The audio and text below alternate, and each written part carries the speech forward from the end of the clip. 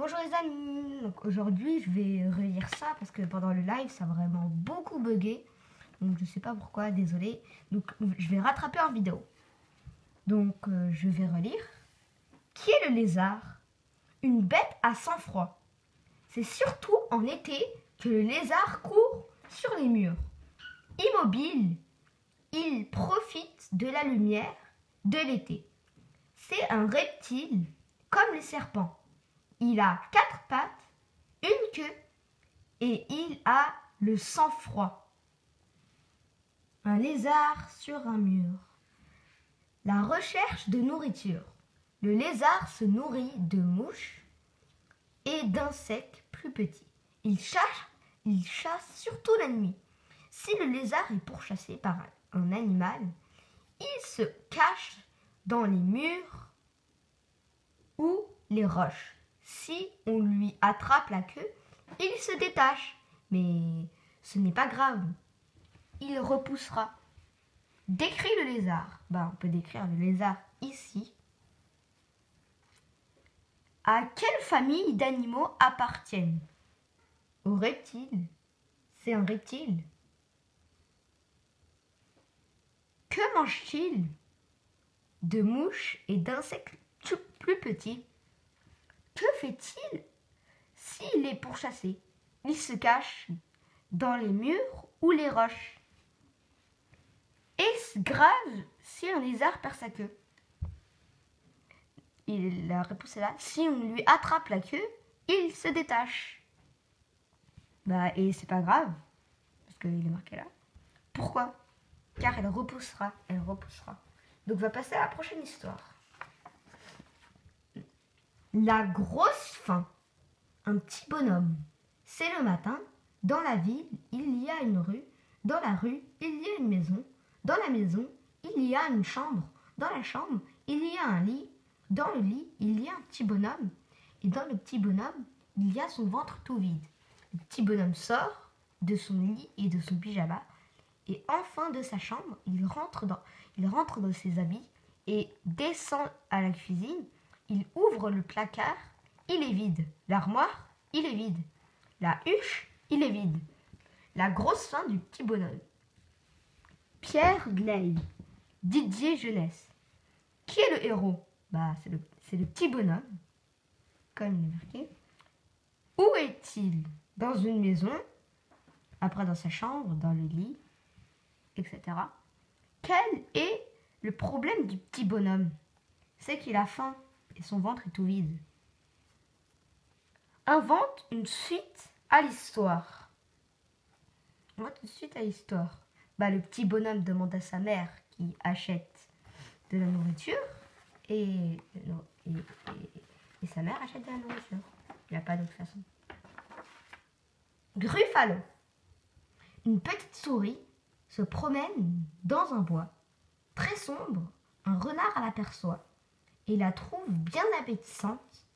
Où vas-tu, jolie petite souris?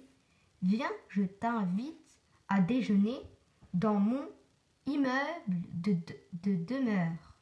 Merci infiniment, monsieur le renard, mais je ne peux pas accepter.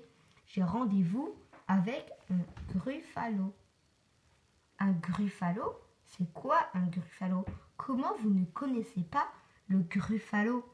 Il a des crocs immenses, impressionnants et des griffes acérées, des dents. Ses dents sont plus coupantes que celles d'un requin. Où avez-vous rendez-vous? Ici près des rochers et son plat préféré. Et son plat préféré, c'est le renard à la cocotte. C'est le renard à la cocotte. Le renard à la cocotte, vraiment, bien salut, petite souris, dit le renard en hâte. Et il se sauve. Pauvre vieux renard, il ne sait donc pas que le gruffalo n'existe pas. Gruffalo, Julien Donaldson, autrement Jeunesse. Pourquoi le renard invite-t-il la souris chez lui? Pour le manger? Pour manger la souris? Quelle est l'histoire de la souris qu'elle invente-t-elle? elle invente une histoire qu'elle a rendez-vous chez le Gruffalo et que le Gruffalo est un monstre qui a des dents insérées plus forts que les requins et son plat préféré est le renard à la cocotte. Quel personnage est le plus rusé? La souris dans cette histoire. Pourquoi? Car elle invente une histoire pour s'enfuir du renard.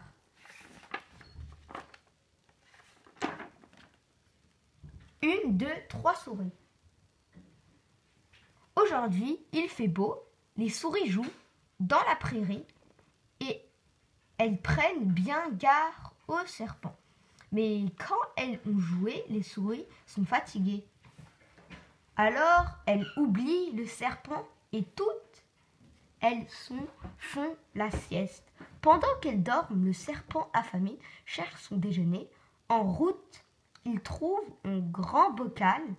Je vais y mettre mon repas, décide-t-il.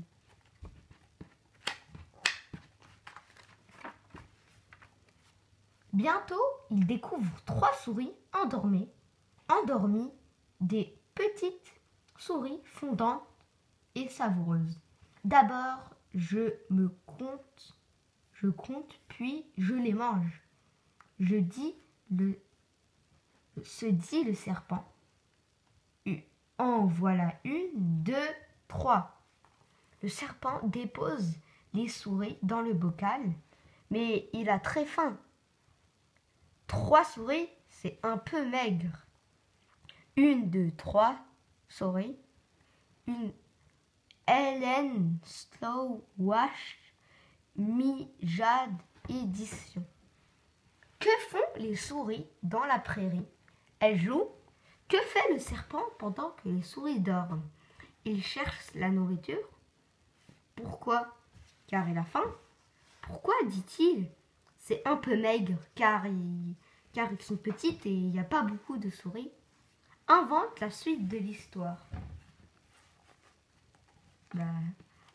Après, le serpent part.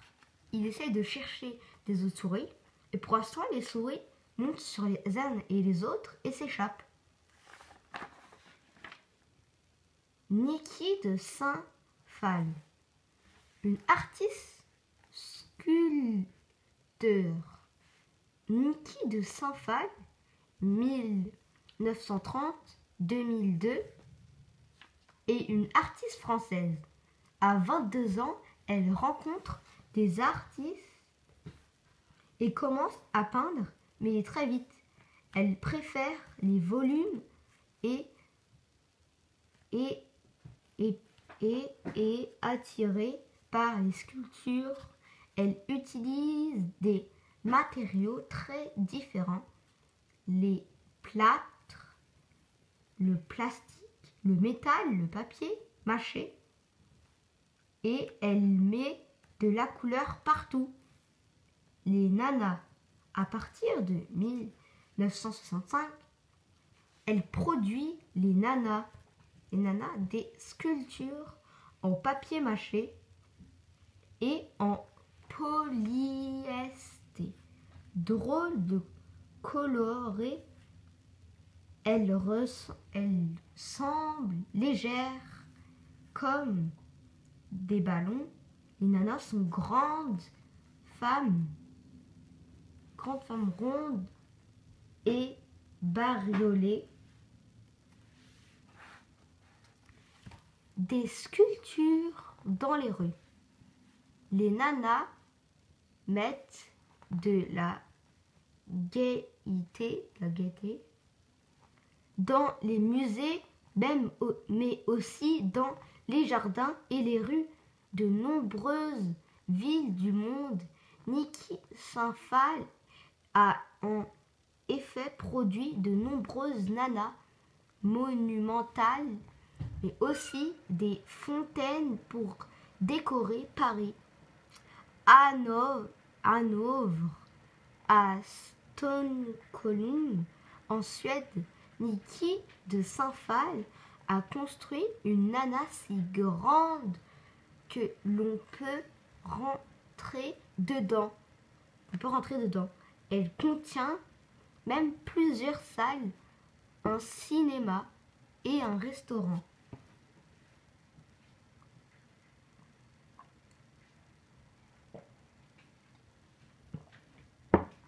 Un cinéma et un restaurant.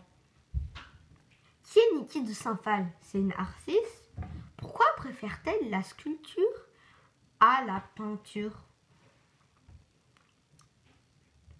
Parce qu'elle préfère le volume plus rapidement, elle préfère que c'est plus vite.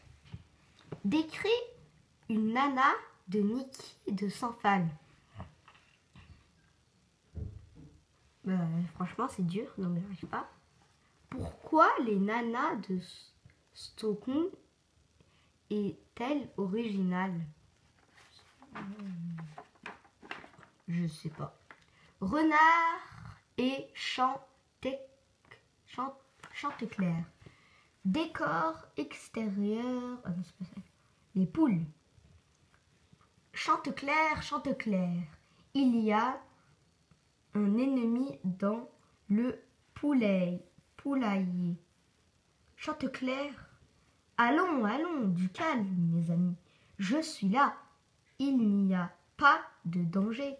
Aucune bête ne peut entrer ici sans que je la voie. Vous avez rêvé. Mais non, Chanteclair, c'est un renard. Fuyons. Toutes sortes sauf Chanteclair et au fond tortue. Fuyons. Chanteclair, ne courez donc pas comme des folles, renard. S'approchant de lui, salut Chanteclair, tortue. Allons vers la fond. Ouh là là, il va y avoir de la bagarre. Chanteclair, qu'est-ce que tu fais ici, renard? Ne t'énerve pas, je viens te dire gentiment bonjour. Bonjour, voilà, va-t'en maintenant. Voilà. Mais n'aie pas peur comme ça.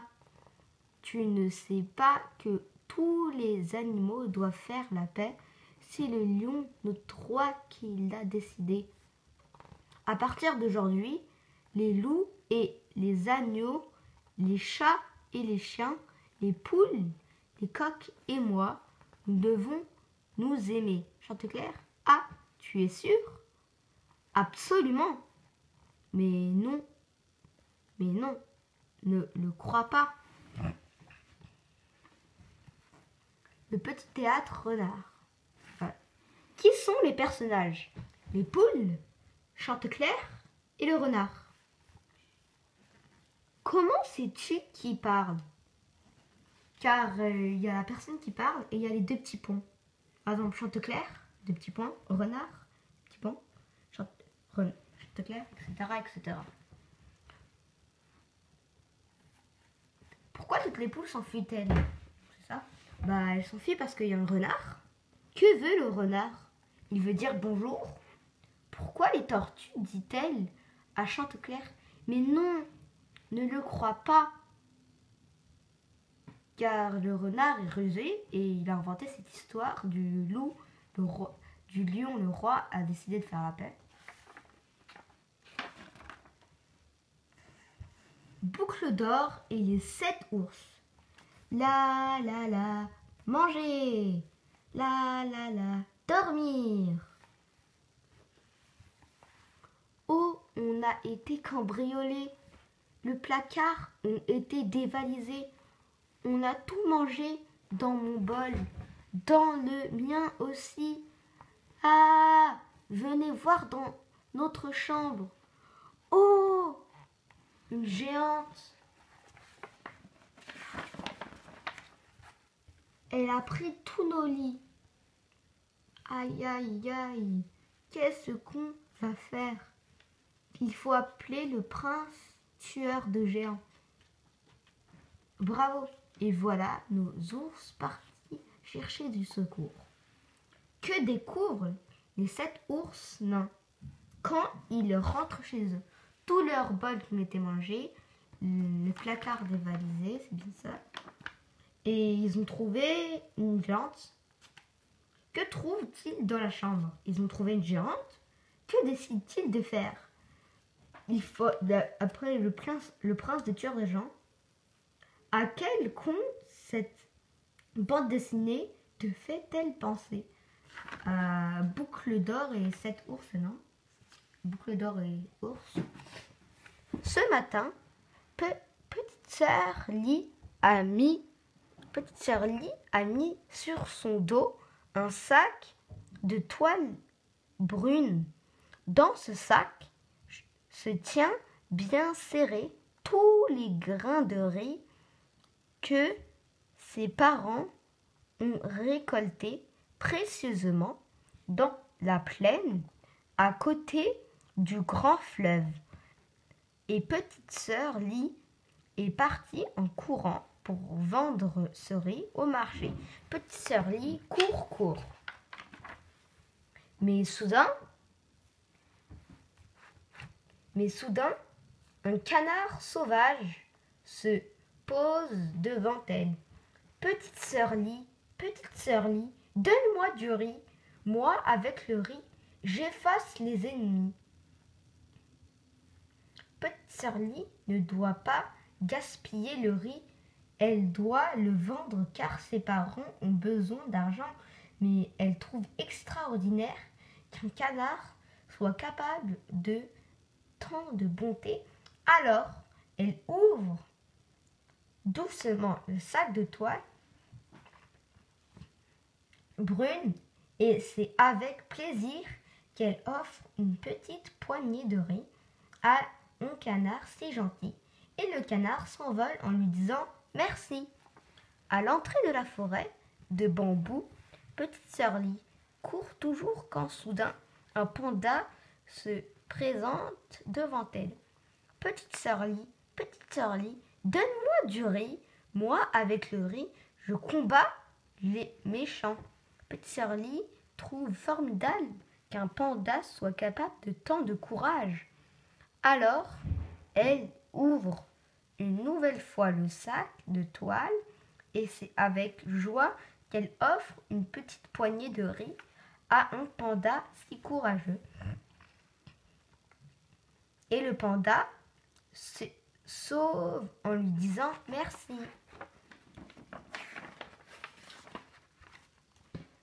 Petite sœur Lee court au milieu des bambous quand un singe l'interpelle. Petite sœur Lee, donne-moi du riz. Moi, avec le riz, je fabrique des trésors. Petite sœur Lee trouve formidable qu'un singe soit si doué. Alors, elle ouvre une nouvelle fois le sac de toile et c'est avec admiration qu'elle offre une petite poignée de riz et le singe aussi adroit et le singe se sauve en lui disant merci.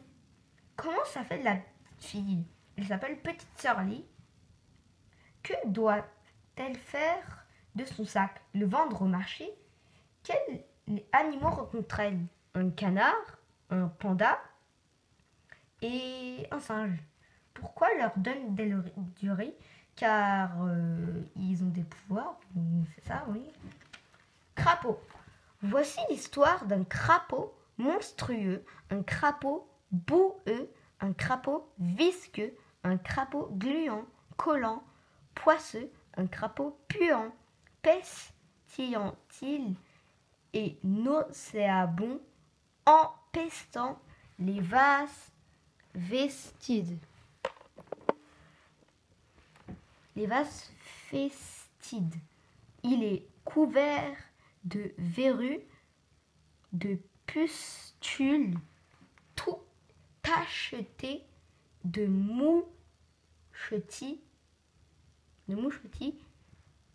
de saleté, de tous les pores de sa peau suinte, un poison infect et venimeux.